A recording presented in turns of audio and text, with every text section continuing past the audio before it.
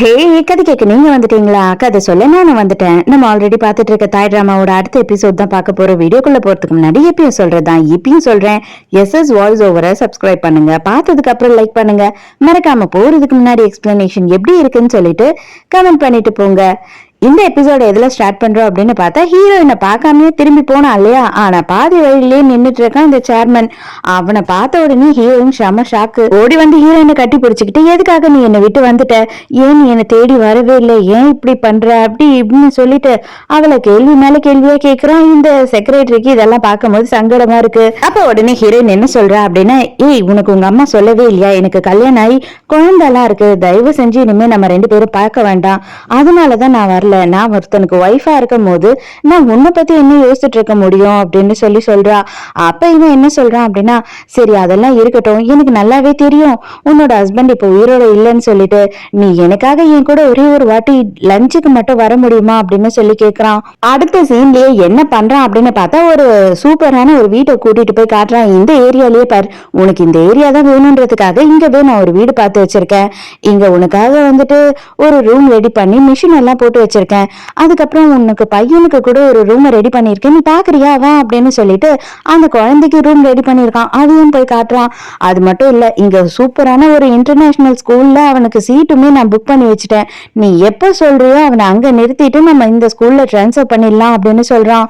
ஒரு கிரெடிட் கார்டை கொடுத்துட்டு உனக்கு என்னென்ன வந்து கடன் இருக்கோ அதை எல்லாத்தையும் அடைச்சிடு. அது மட்டும் இல்லாம உனக்கு என்னென்ன பொருள் தேவையோ எல்லாமே வாங்கி போட்டுக்கோ.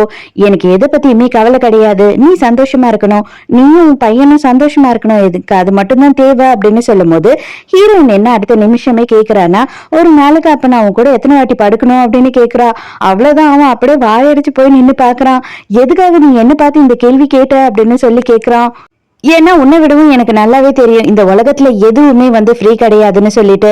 சோ கண்டிப்பா நீ எனக்காக இதெல்லாம் பண்றேன்னா நீ என்கிட்ட எதுவும் எதிர்பார்த்து தானே பண்ணணும். அப்ப அதுக்காக தான் நீ இதெல்லாம் பண்ணிக்கிட்டு இருக்க. நான் சொல்லிட்டேன் எனக்கு கல்யாணம் ஆயிடுச்சு, குழந்தை இருக்குன்னு. உனக்கும் கல்யாணம் ஆகி பொண்டாட்டி இருக்கா, எதுக்காக ஏன் பின்னாடி சுத்திக்கிட்டு இருக்க?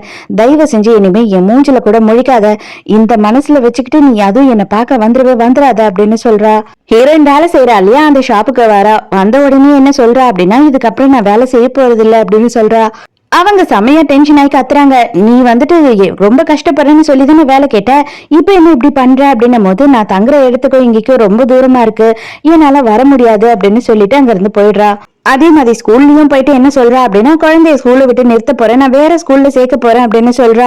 இவனுக்கு இப்பதான் இந்த விஷயமே தெரியும் போல. அம்மா ஏமா என்கிட்ட எதுவுமே சொல்லல அப்படின்னு கேக்குறான். கடைசியா ஹீரோ இவனை பார்த்துட்டு கிளம்பும் போது கட்டி பிடிச்சி பாய் சொல்லிட்டு போயிருப்பான் இல்லையா? அப்ப என்ன சொல்லியிருப்பான்னா, உனக்கு எல்லாம் ஞாபகம் வச்சுக்க முடியுமா? நான் உனக்கு 10 நம்பர் சொல்றேன், அதை ஞாபகம் வச்சுக்கோ. உங்க அம்மாக்கு தெரியாம எப்ப வேணாலும் எது வேணாலும் எனக்கு கால் பண்ணு அப்படின்னு சொல்லி அவன் நம்பரை கொடுத்துட்டு போயிருப்பான். உடனே என்ன பண்றான்னா, ஹீரோக்கு கால் பண்ணி, நாங்க இந்த வீட்டையே காலி பண்ணிக்கிட்டு போக போறோம், நாங்க வேற ஏரியாவுக்கு போக போறோம், இதுக்கப்புறம் உங்களால என்ன பார்க்கவே முடியாது நீங்க இங்க வந்தீங்கன்னா அப்படின்னு சொல்லும் போது, இப்ப நீ எங்க இருக்க, நான் உடனே வரேன் அப்படின்னு சொல்றான். இந்த சேர்மனோட வைஃப் லீ இருக்கா இல்லையா, அவளை காட்டுறாங்க. அவ வந்துட்டு அவளுக்கு ட்ரெஸ் எல்லாம் செலக்ட் பண்ணிட்டு இருக்கா. அதுக்கு கூட நேரம் வீட்டுக்கு மாடலை வர வச்சு அந்த ட்ரெஸ் போட்டு பார்த்து தான் அவ செலக்ட் பண்ணுவா போல. என்ன நீ வீட்டுக்குள்ள எல்லாம் மாஸ் போட்டுட்டு இருக்க அப்படின்னு சேர்மன் கேட்கும் போது, இதுவா கண்டவங்க எல்லாம் உள்ள வராங்க, அவங்க கூடயே வானா அப்படியே இருக்க முடியும், அவங்க சுவாசிச்ச காத்தெல்லாம் என்னால சுவாசிக்க முடியாது அப்படின்னு சொல்றா. இவனுக்கு அடிப்பாவி அப்படின்ற மாதிரி இருக்கு. இப்பதான் என்ன ஒரு விஷயம் சொல்றா அப்படின்னு பார்த்தா, நாளைக்கே வந்துட்டு நம்ம ஃபிளைட்ல கிளம்புறோம், எங்க போறோம் அப்படின்னு கேக்குறான். எங்க அப்பாவை பாக்கிறதுக்காக போறோம், எங்க அப்பா நமக்காக பார்ட்டி எல்லாம் அரேஞ்ச் பண்ணிருக்காரு அப்படின்னு சொல்றா. நேரா சேர்மன் என்ன பண்றான்னா அவங்க அம்மாவை போய் பாக்குறான். அப்ப அவங்க அம்மா கிட்ட என்ன சொல்றான்னா, என்னால எங்கேயும் போக முடியாது, எனக்கு வேலை அதிகமா இருக்கு, நீங்க ஜஸ்ட் எனக்கு பேர்ல நான் டேட் பண்ண மட்டும் அனுமதி கொடுத்தீங்கன்னா போதும், கண்டிப்பா நான் அவளை கல்யாணம் பண்ணிக்க மாட்டேன் அப்படின்னும் போது, நீ இப்ப டேட் பண்றேன்னுவ, அப்புறம் கல்யாணம் பண்றேன்னுவ, அதுக்கப்புறம் அவ கூட சேர்ந்து புள்ள பெத்துக்குவ, அதனால கண்டிப்பா இதுக்கு நான் ஒத்துக்கவே மாட்டேன், நீ வந்து அவளை பார்க்க கூட கூடாது அப்படின்னு சொல்றாங்க. அது மட்டும் இல்லாம என்னோட பேச்ச நீ கேட்கல அப்படின்னா கண்டிப்பா நான் சொல்றேன், இதுக்கப்புறம் உனக்கு என்னோட சொத்துல ₹1 கூட கிடையாது, இப்பவே நீ வெளியில நடைய கட்டலாம் அப்படின்னு சொல்லிடுறாங்க. ஆனா இவனும் சும்மா கிடையாது, எனக்கும் நாளும் தெரியுமா, நான் வந்து இப்ப சின்ன குழந்தை கிடையாது, அதனால நீங்க என்ன ஈஸியா பயமுறுத்திடலாம் நினைக்காதீங்க, நான் பண்றதான் பண்ணுவேன் அப்படின்னு சொல்லிட்டு அவன் அங்க இருந்து போயிடுறான். ஹீரோயின் வீட்ல இருந்து கிளம்புறா. அந்த டைமுக்கு பார்த்தா ஹீரோயினை பார்க்கறதுக்கே நேரா வந்துடுறான். அப்ப என்ன சொல்றான் அப்படின்னா, நான் உங்ககிட்ட கொஞ்சம் பேசணும், நீங்க எதுக்காக அர்ஜென்ட்டா வந்து இங்க இருந்து காலி பண்ணிட்டு போறீங்க, நான் தான் இனிமே வந்து டிஸ்டர்ப் பண்ண மாட்டேன்னு சொல்லிட்டேன் இல்லையா அப்படின்னு சொல்லி கேக்குறான். உடனே ஹீரோயினுக்கு ஷாக்கு. எப்படா இது உனக்கு தெரியும் அப்படிங்கிற மாதிரி பாக்குறா. யாரு டேன் உன்கிட்ட இதெல்லாம் சொன்னானா அப்படின்னு கேட்கும் போது, ஆமா நான் தான் போக முன்னாடியே அவன் கிட்ட என் நம்பரை கொடுத்துட்டு போனேன், அவன் ரொம்ப ஃபீல் பண்றான், அவனோட ஃப்ரெண்ட்ஸ் எல்லாம் விட்டு போகிறதுக்கு அவனுக்கு பிடிக்கல, தயவு செஞ்சு அவனுக்காகவாவது நீ யோசி அப்படின்னு சொல்றான். உனக்கும் என் குழந்தைக்கும் என்ன சம்மந்தம் இருக்கு, மரியாதையா அவனை விட்டு தள்ளி இரு, எனக்கு உன்னை சுத்தமா பிடிக்கவே இல்லை, அவனை நீ என்ன பண்ண விரும்புறன்னு எனக்கு தெரியல, எனக்கு சந்தேகமா இருக்கு, நீ அவன் கூட பழக கூடாது அப்படின்னு சொல்லும் போது, நான் யாருக்கு என்ன துரோகம் பண்ணிருக்கேன், எதுக்காக என்கிட்ட இப்படி பேசுற அப்படின்னு ஹீரோ வந்து அவகிட்ட பிரச்சனை பண்ணிட்டு இருக்கான். அப்ப அந்த இடத்துக்கு ஹீரோனோட ஃப்ரெண்டு வந்து ஹீரோவை அங்க இருந்து அனுப்பி வச்சிடறா. ஏண்டி இவனுக்கு பயந்தாடி இங்க வீட்டை விட்டு ஓட போற அப்படின்னு சொல்லி அவ கேட்கும் போது, இல்ல ஆக்சுவலா எனக்கு இன்னொரு ப்ராப்ளம் இருக்கு அப்படின்னு சொல்லி சேர்மனோட விஷயத்தை இப்பதான் சொல்றா.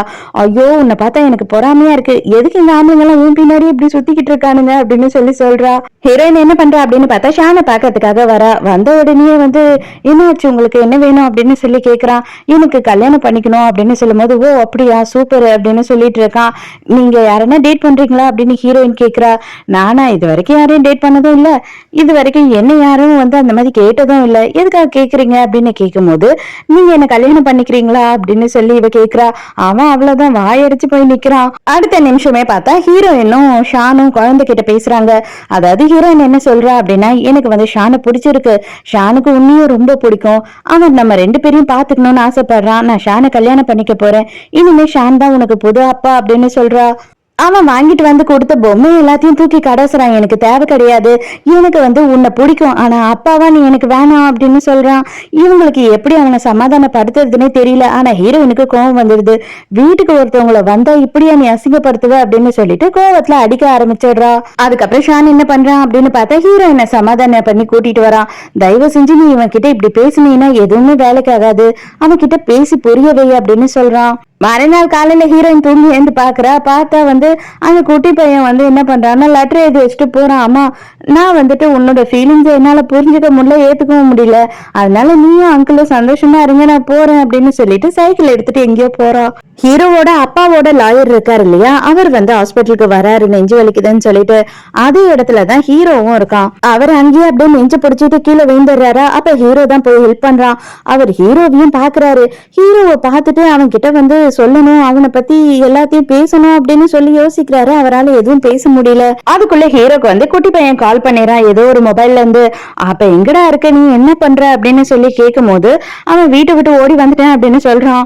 இவர் அதே நேரத்துக்கு அவசரமா பாதி ட்ரீட்மெண்ட்லயே இருந்து வந்து வெளியில தேடி பாக்குறாரு. ஆனா ஹீரோ அங்க இல்ல. ஹீரோ அங்க போன உடனே குட்டி பையன் வந்து கட்டி பிடிச்சுக்கிறான். உங்களை நான் ரொம்ப மிஸ் பண்ணேன், அதனாலதான் உங்களை போன் பண்ணி கூப்பிட்டேன் அப்படின்னு சொல்றான். சரி உனக்கு என்னதான் பிரச்சனை, எதுக்காக வீட்டை விட்டு ஓடி வந்த சொல்லு அப்படின்னு சொல்லி கேட்கும் போது இவன் நடந்த எல்லா விஷயத்தையும் சொல்றான். ஆனா ஹீரோ என்ன சொல்றான்னா, கண்டிப்பா வந்துட்டு நீ பண்ணது பெரிய தப்பு, உங்க அம்மா மேல கோபமா இருக்கிறதுல தப்பே கிடையாது, வீட்டுக்கு வந்த பெரியவங்களை நீ தப்பா அசிங்கப்படுத்துறதும் தப்பு, அதே மாதிரி உங்க அம்மாவோட பேச்சை கேட்காம வீட்டை விட்டு நீ இவ்வளோண்டு சின்ன வயசுல வெளில வந்ததும் தப்பு அப்படின்னு சொல்றான். இவன் கட்டி பிடிச்சு ஓன்னு கதறான். அதுக்கப்புறம் இவன் தங்கியிருக்கான் இல்லையா, அந்த இடத்துக்கே அவன் வீட்டுக்கு போக மாட்டான்றதுனால கூட்டிட்டு வந்துடுறான். ஆனா ஹீரோ வந்து கோவமா இருக்கா மாதிரி சொல்றான். நான் கோவமா இருக்கேன், எனக்கு வீட்டை விட்டு ஓடி வந்த பசங்களே பிடிக்காது அப்படின்னு சொல்றான். உடனே இவன் வந்து என்ன சொல்றான்னா, தயவு செஞ்சு நீங்க மட்டும் என் மேல கோவமா இருக்காதீங்க பிளீஸ், நான் எனக்கு ரொம்ப கஷ்டமா இருக்கும், இனிமே நான் வந்து அம்மா விட்டு எங்கேயுமே போக மாட்டேன் அப்படின்னு சொல்றான். ஆனா ஹீரோ தனியா வந்து பயங்கரமா ஃபீல் பண்றான். எதுக்காக அவளுக்கு கல்யாணம் ஆனா எனக்கு இவ்வளவு ஃபீலா இருக்கு அப்படின்னு சொல்லி ரொம்ப யோசிச்சுட்டு இருக்கான். அதே நேரத்துக்கு ஃப்ரெண்ட் இருக்கா இல்லையா, அவளுக்கு வந்து நான் இங்கதான் இருக்கேன், என் கூட தான் குட்டி பையனும் இருக்கான் அப்படின்னு ஒரு மெசேஜ் அனுப்பிடுறான். அதுக்கப்புறம் இங்க ஹீரோயினை காமிச்சா ஹீரோயின் எல்லா இடத்துலயும் தேடிக்கிட்டு இருக்கா. ஆனா கடைசி நேரத்துல ஃப்ரெண்டு வந்து சொல்லிடுறா, இதுக்கு மேல தேடி அலைய வேணாம், எனக்கு இப்பதான் ஹீரோ வந்து மெசேஜ் பண்ணான் அப்படின்னு சொல்லி எல்லா விஷயத்தையும் சொல்றா. ஹீரோயினும் உடனே அந்த இடத்துக்கு கிளம்புறா. மறுபடியும் சேர்மன் என்ன பண்றான்னா ஹீரோயினை தேடிக்கிட்டு இந்த இடத்துக்கு வந்துடுறான். அப்ப ஹீரோயின் என்ன பண்றானா, உடனே ஷானை எடுத்து பக்கத்துல நிக்க வச்சுக்கிட்டு, இதோ இவர் தான் நான் லவ் பண்றேன், இவரை தான் நான் கல்யாணம் பண்ணிக்க போறேன், இனிமே என் பையனுக்கு இவர் தான் அப்பா அப்படின்னு சொல்றா. சேர்மனா செம்ம கடுப்பாயிடுறான். அதுக்கப்புறமா வந்து செக்ரட்டரி என்ன சொல்றானா, இதுக்கு மேல நம்ம இங்க இருக்க வேணாம், இங்க இருந்து கிளம்பலாம் அப்படின்னு கூட்டிட்டு போறா. நேரா கிளம்பி ஹீரோவை பாக்கிறதுக்கு வந்துடுறாங்க. ஆனா அங்க வந்த உடனே ஹீரோயின் செம முறைக்கிறா. இந்த பையனும் வந்துட்டு எக்கச்சக்கத்துக்கு அடம் பிடிக்கிறான். ஆனா அவன் என்ன பண்றான் அப்படின்னா ஒரு ஸ்டேஜுக்கு மேல பயங்கரமா அழ ஆரம்பிச்சிடறான். ஒரு டேபிளுக்கு அடியில போய் உட்காந்துக்கிட்டு அந்த டேபிளோட காலை கட்டி பிடிச்சிக்கிறான். நான் கண்டிப்பா இங்க இருந்து வரமாட்டேன், நீ ஷானங்களை கல்யாணம் பண்ணினா நான் வரமாட்டேன் அப்படின்னு அழுதுகிட்டே இருக்கான். ஹீரோ என்ன சொல்றான்னா, நீ ரொம்ப ப்ரெஷர் பண்ண அப்படின்னா குழந்தை ரொம்ப கஷ்டப்படும், அதனால அப்படி பண்ணாத அப்படின்னும் போது என்னோட ஃபேமிலி விஷயத்துல நீ தலையிடாத, ஃபர்ஸ்ட் உன்னாலதான் என் பிள்ளைய கெட்டு போயிட்டான் அப்படின்னு சொல்லி கத்துறா. ஃப்ரெண்டுன்னு என்ன சொல்றானா, இது பாரு அவன் சொல்றது கரெக்ட், அவனை கொஞ்சம் பொறுமையா டீல் பண்ணு, அவன் கிட்ட நீ இந்த அளவுக்கு ரஃபா நடந்துக்கிட்டீங்கன்னா எப்படி அப்படின்னும் போது ஹீரோயின் கீழே உட்காந்து அவன் கிட்ட அடிக்க மாட்டான் வாடா அப்படின்னு கெஞ்சினா கூட அவன் வரமாட்டான். இன்னைக்கு ஒரு நாள் நைட் மட்டும் நீ இங்கே இரு அப்படின்னு சொல்லி ஹீரோயின் விட்டுட்டு அங்க இருந்து போயிடுறா. ஹீரோ உடனே வா வா உங்க அம்மா உண்மையாவே போயிட்டாங்க அப்படின்னு சொல்லி கூப்பிடுறான். இந்த குட்டி பையன் என்ன சொல்றான்னா, நான் எங்க அப்பா கூட குளிச்சதே கிடையாது, என் ஃப்ரெண்ட்ஸ் எல்லாம் சொல்லுவாங்க அவங்க எல்லாம் அவங்க அப்பா கூட குளிப்பாங்கன்னு சொல்லிட்டு இன்னைக்குதான் முதல் தடவையா நான் வந்து உங்களை மாதிரி ஒருத்தர் கூட குளிக்கிறேன் அப்படின்னு சொல்றான். அதே நேரத்துக்கு சேர்மனை காட்டுறாங்க. இங்க இவன் என்ன பண்ணானா எல்லாத்தையும் தூக்கி போட்டு உடைச்சு அவன் கையில எல்லாம் குத்தி ரத்தமா வருது.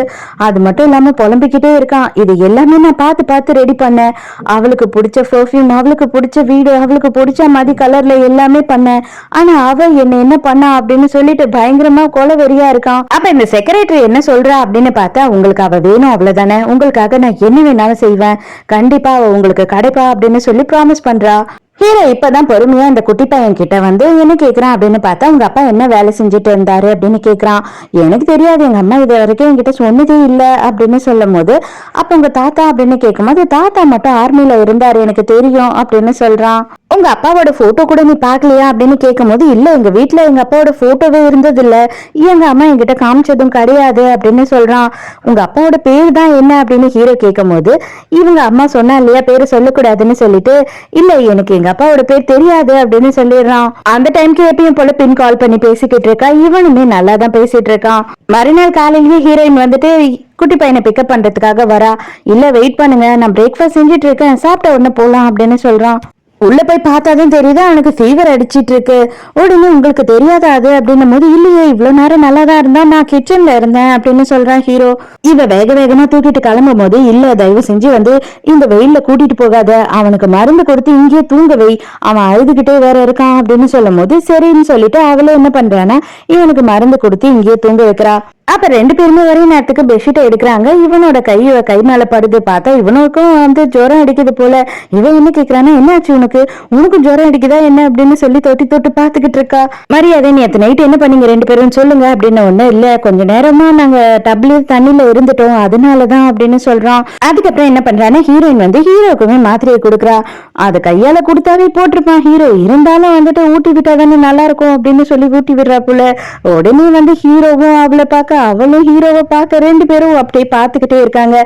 அதுக்கப்புறம் ரொம்ப நேரமா பார்த்துட்டோம் போதும் அப்படின்னு சொல்லிட்டு ஹீரோயின் அவ்வளவுதான், நான் வந்துட்டு வெளியில இருக்கேன் அப்படின்னு சொல்லி எழுந்து போயிடுறா. ஹீரோக்கு இதெல்லாம் பார்க்கும் போது ஏதோ ஒரு புரியாத மாதிரி ஒரு ஃபீலா இருக்கு. ஆனா ரொம்ப நல்லா தான் இருக்கு, அவன் என்ஜாய் பண்ணிட்டு இருக்கான் இதை. ஸோ இதோடய இந்த எபிசோட் முடியுது. இந்த எபிசோட் உங்களுக்கு பிடிச்சிருக்கா, என்னோட எக்ஸ்பிளனேஷன் பிடிச்சிருக்கான்னு சொல்லிட்டு மறக்காம எனக்கு கமெண்ட்ல சொல்லுங்க. ஸோ நாளைக்கும் மறக்காம கதை கேட்க வந்துருங்க, நானும் மறக்காம கதை சொல்ல வந்துடுறேன். பாய்.